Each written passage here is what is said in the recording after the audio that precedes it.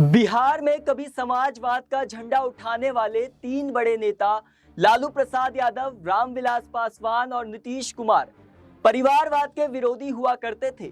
लेकिन राजनीति के इस अखाड़े में वक्त ऐसा बदला कि तीनों ही नेता खुद परिवारवाद की राजनीति में उलझते नजर आ रहे हैं।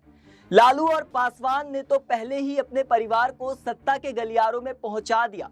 अब नीतीश कुमार भी उसी कतार में खड़े दिखाई देते हैं। उनके बेटे निशांत कुमार की राजनीति में एंट्री की अटकलें तेज हो चुकी हैं।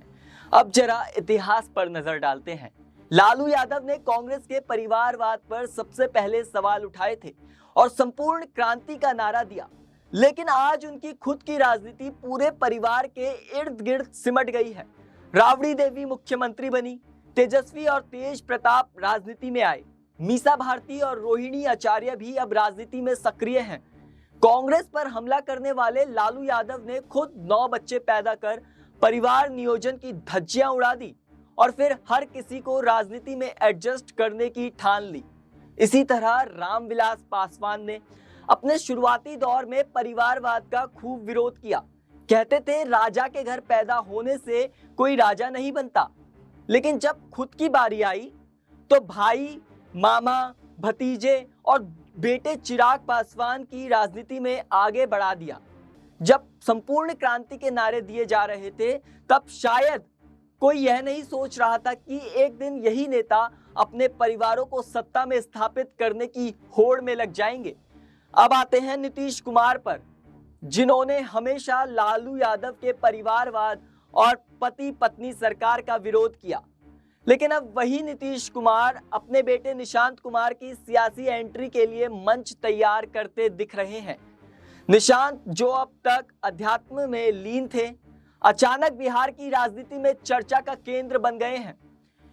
होली के मौके पर जेडीयू नेताओं से उनकी मुलाकातें, बड़े नेताओं के साथ तस्वीरें और पार्टी के पोस्टरों में उनका नाम इस ओर इशारा कर रहे हैं कि वह अब राजनीति में उतरने की तैयारी कर चुके हैं। अब सवाल यह है कि क्या नीतीश कुमार अपने बेटे को राजनीति में स्थापित कर पाएंगे? क्या वे अपने ही बनाए सिद्धांतों को तोड़कर परिवारवाद की सियासत को अपनाने जा रहे हैं, या फिर बिहार की जनता इस कदम को उसी तरह देखेगी जिस तरह उसने पहले लालू और पासवान के फैसलों को देखा? राजनीति में वक्त हमेशा गोल घूमता है। कभी जो लोग परिवारवाद का विरोध करते थे आज खुद उसी खेल का हिस्सा बन चुके हैं। सवाल सिर्फ बिहार का नहीं, पूरे देश की राजनीति का है। क्या लोकतंत्र की बागडोर अब सिर्फ राजनीतिक परिवारों के हाथ में ही रहेगी, या फिर जनता किसी नए विकल्प की तलाश में है? यह राजनीति एक नया मोड़ है जिसे समय ही तय करेगा। लेकिन एक बात तो तय है, बिहार में परिवारवाद की राजनीति का यह नया अध्याय दिलचस्प होने वाला है। फिलहाल इस मुद्दे पर इतना ही। मेरा नाम प्रवीण उपाध्याय है और आप देख रहे हैं SPN9 न्यूज।